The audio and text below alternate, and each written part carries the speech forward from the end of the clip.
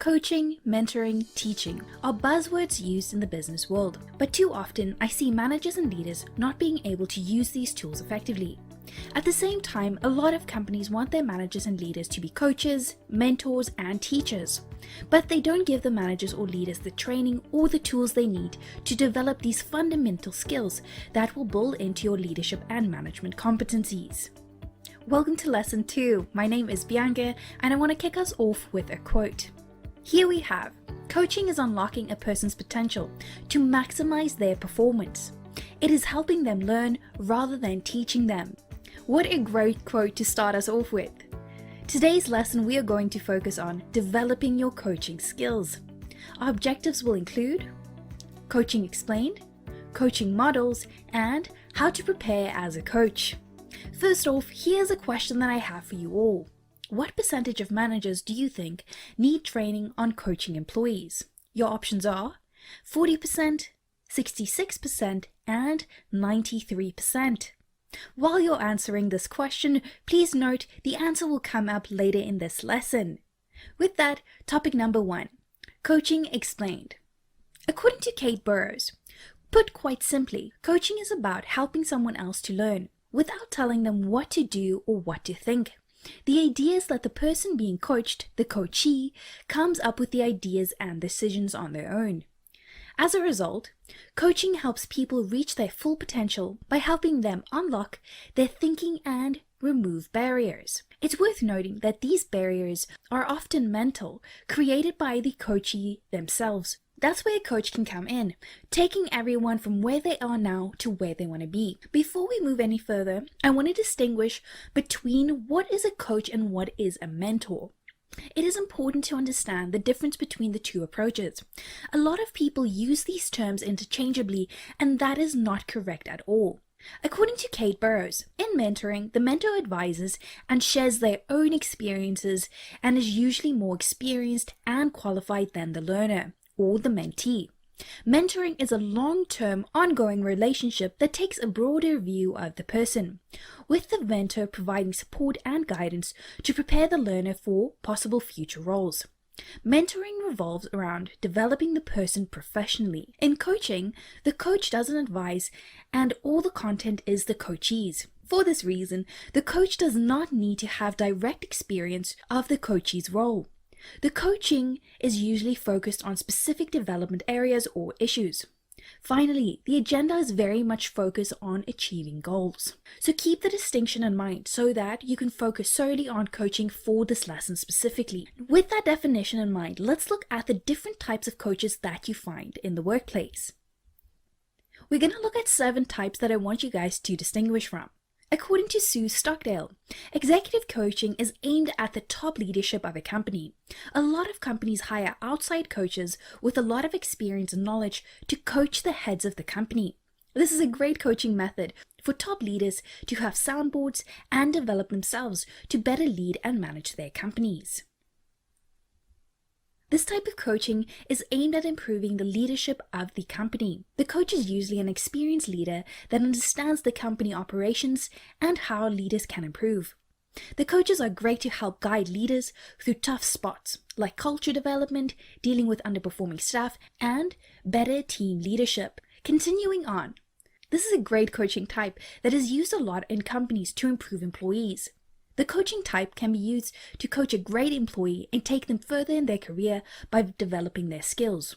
Or it can be used to coach underperforming employees to get them back on track. This type of coaching makes use of skills analysis, personality tests, and other assessments related to the employee's role. A team coach plays a vital role in the team's development. As the leader, you will take on this coaching role. You will not only address what the team is doing, but how they are doing it. You can also look at the different personality types and skills each member brings to the table. This coaching is also great to identify and coach future leaders in each team. Business coaches are able to share their business knowledge. This type of coaching is aimed at giving the employees more knowledge about the business functions. Business acumen coaching is a good way to describe this type of coaching. Let's look at the next type. According to Sue Stockdale, systematic coaches are focused on professional interfaces and the quality of collaboration, not the individual relationships themselves. So it means that they look at the systems in which people can work. You have coaches who come in, fix the systems, and therefore improving the company and their relationships as a whole. This type is focused on development of the individual and may incorporate psychology, neuroscience, sociology, adult development, and career development.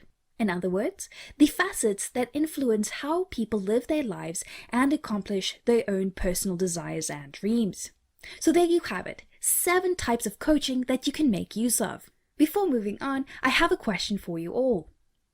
What type of coaching do you think your company or your team needs the most of? Please remember to type in your answer into the Morpheus chat box. While you're doing that, I want to share the benefits of coaching individuals. First off, we're going to look at it corrects negative behaviors. Coaching gives you the opportunity to develop great behaviors and habits with your employees, but also address the issues, employees, or behaviors that is not productive. Your employees start to learn and develop as a result of coaching. This forms part of the company culture, and your employees will start to improve if you effectively use coaching to correct negative behaviors. You can use skills analysis and performance evaluations to determine the skills and needs of your employees. You can determine which skills they have and which ones they need to develop in order to improve their work performance. You can set performance development plans to give your employees the skills they need and a plan to achieve those. When working with employees individually, you're able to see their needs, personalities, skills, and struggles. This way, you can work on plans for the individual members of your team. This is a great way to identify future leaders and start investing in their leadership. You can tailor their coaching to improve the key skills they need to become great leaders or managers. Additionally, I have benefits of coaching at an organizational level. Because you're investing in individuals, your entire company or team will become accustomed to a better culture. This happens when employees feel like they're growing, when employees are happy at work, and when everyone's knowledge is growing so that they can share the understanding and share knowledge with each other. Your group is becoming better because everyone is adapting to learning and development. Now your group works as a team and productivity grows. A lot of time, this also pushes your weakest team members to become better. Keep in mind, there's pressure when a group conforms to a better company culture. This means that everyone wants the same thing. Higher productivity occurs when the new skills and knowledge is being applied in the workplace. When employees apply your coaching, they will be more productive, more motivated, and they will pick up on their own mistakes. Finally, more than ever, coaching is needed. We need more companies to invest in the skills and development of their employees. When companies invest, you will see a higher retention rate of your employees. You want to have long-term employees that are invested and that are adding value to your team. I want to give you guys a little break as I review the sneak peek for Lesson 3. In Lesson 3, we will look at developing your emotional intelligence as a leader and manager. This is about you and the path you want to walk as a leader and manager. This lesson will also cover your leadership influence and persuasion that you can use to better work with your teams. These are amazing skills to gain as you build your competencies. With that in place, let's look at topic number 2. My top tip for this section. Keep in mind that these are some models that you can refer back to when you're planning your coaching approaches. These are great things to keep in mind to help guide you set up and work with different people. Let's have a look at 3 models that I would like to review with you all. These models are a lot to take in, so I want to give you 3 types to look at as they are quite similar, but each has a bit of a distinction that I want us to highlight. First off, we have the growth coaching model. Next, the OSCAR coaching model, and lastly, CLEAR coaching model. You can use the different types of models to help you structure your coaching sessions. You can select a model that best works with your coaching session or the person that you're coaching. Use these models as a way to create a logical framework to coach more effectively. Let's have a look at each model more specifically.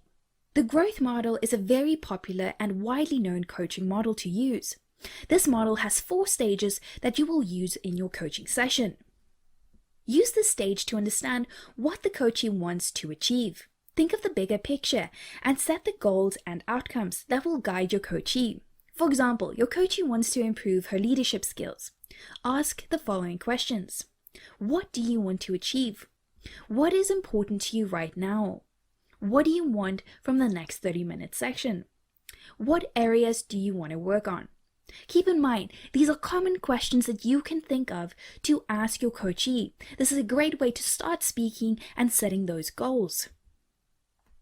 As with the SMART goals, the reality stage is aimed at seeing where the coachee is and where they want to be, but you have to keep it realistic. Keep in mind, things to note in this stage is the current skills, knowledge, and attributes that the coachee has, and what is realistic about what they want to achieve.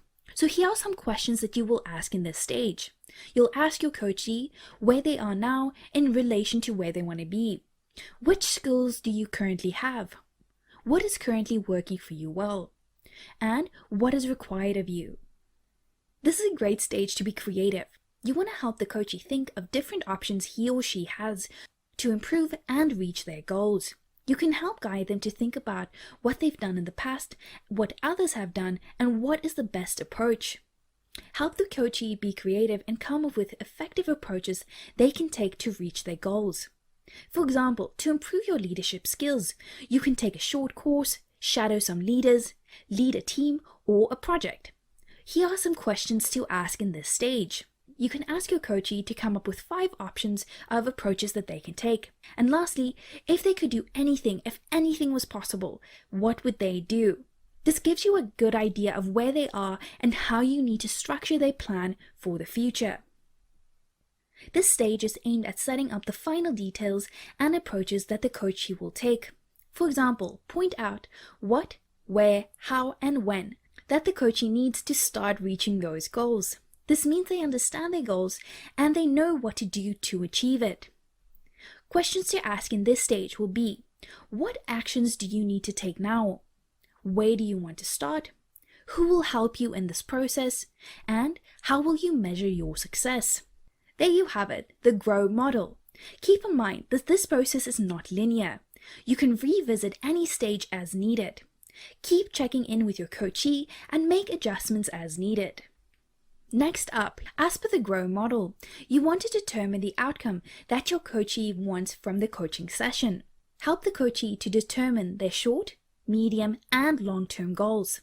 The coachee can also outline their ideal or perfect outcome. Based on the outcome, you will use a scaling approach to see where the coachee is now in relation to where they want to be.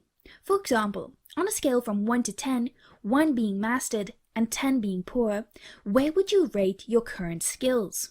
This stage is what skills, knowledge, attributes do you currently have that will give you the know-how to reach your outcome.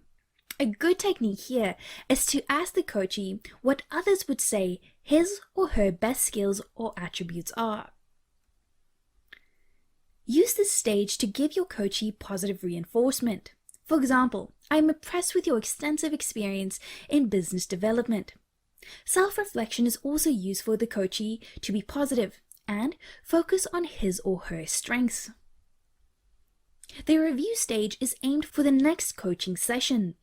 At the start of the new coaching session, you will review what the coachee accomplished, how things have changed, and how they feel about everything. Finally, here we have the clear coaching model. Here you outline the ground rules for your coach and coachee relationship. Establish what you both want and what you have to offer each other. You want to establish a commitment towards each other.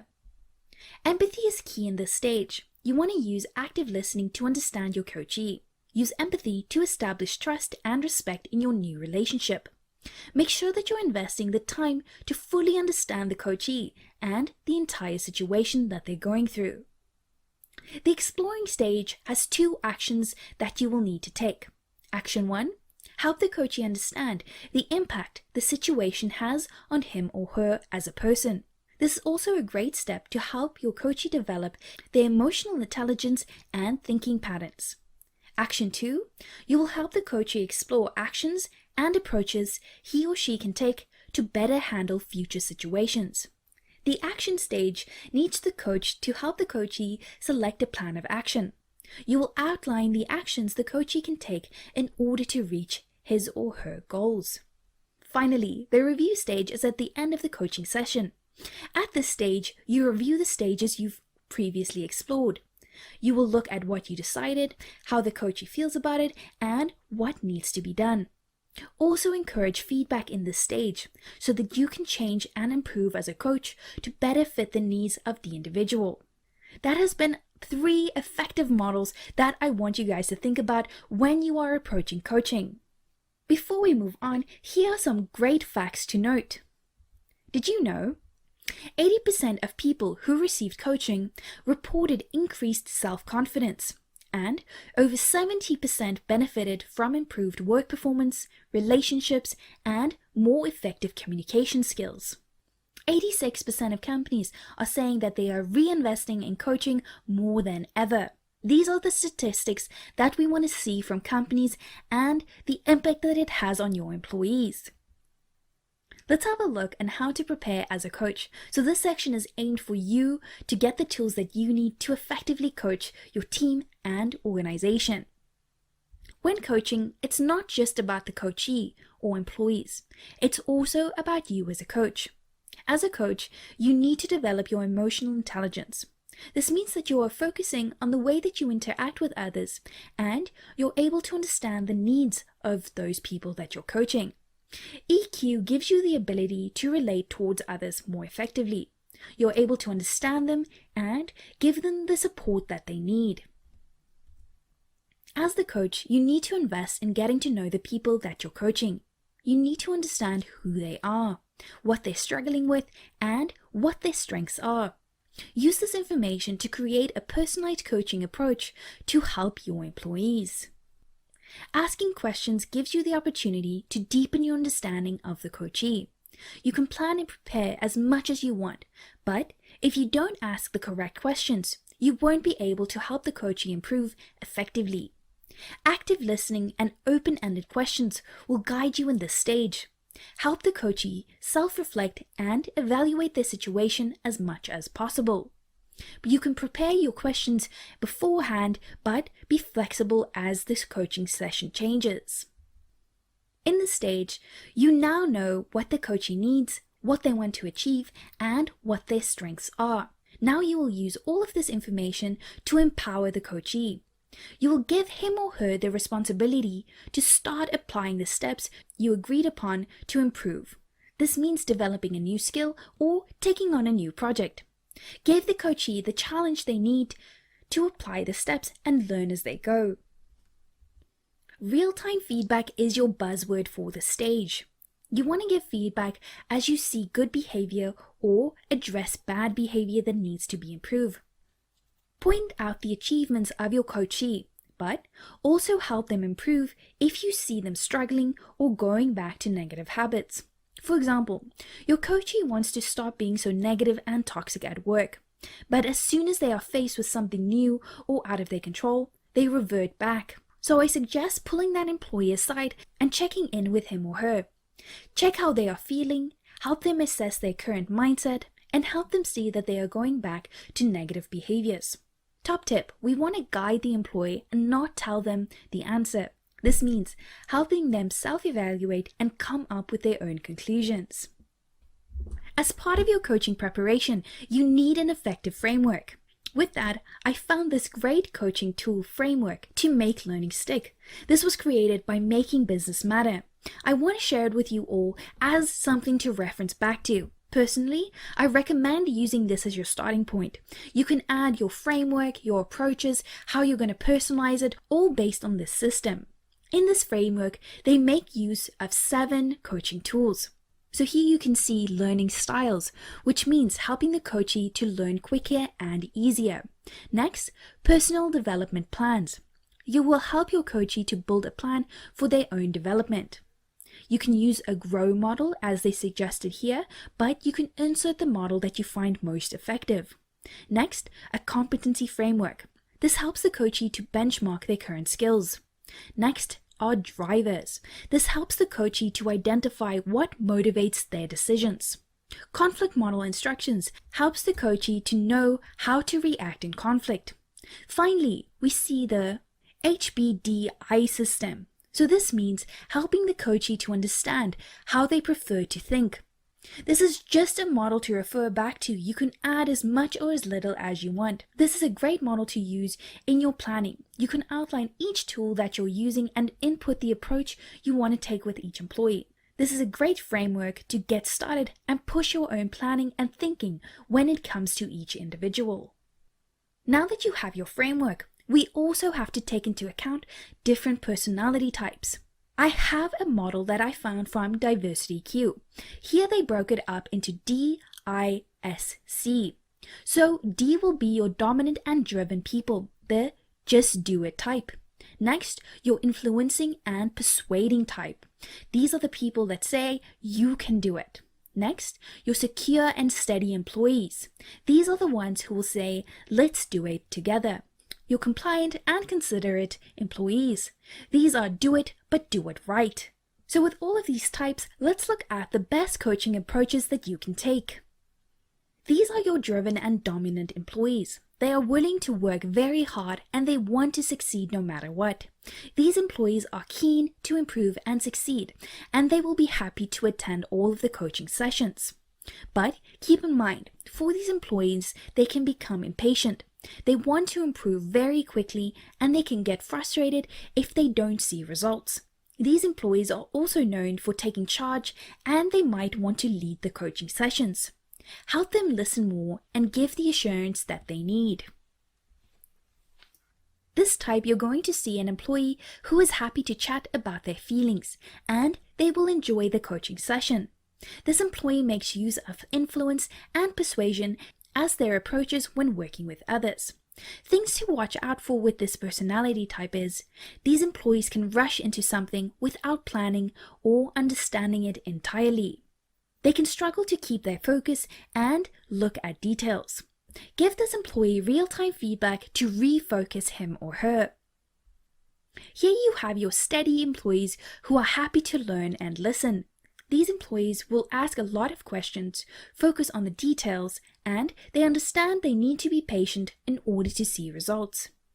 Keep in mind the following for these employees. They can be sensitive at times and they can take feedback personally. They are also known to stick to what they know and they can struggle with being challenged or trying something new. As the coach, give these employees small challenges to start off with.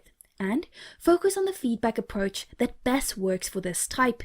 You can ask them to give you feedback so that you can tailor the feedback best you can. This personality type will take the coaching session very seriously. He or she will come prepared and ready to learn. They like to follow rules and will stick to the conduct that you agreed upon. Note that this personality type will question every aspect of the coaching process to understand more and in order for them to buy in. For you as a coach, keep the following in mind. They can be tough to read or understand at times.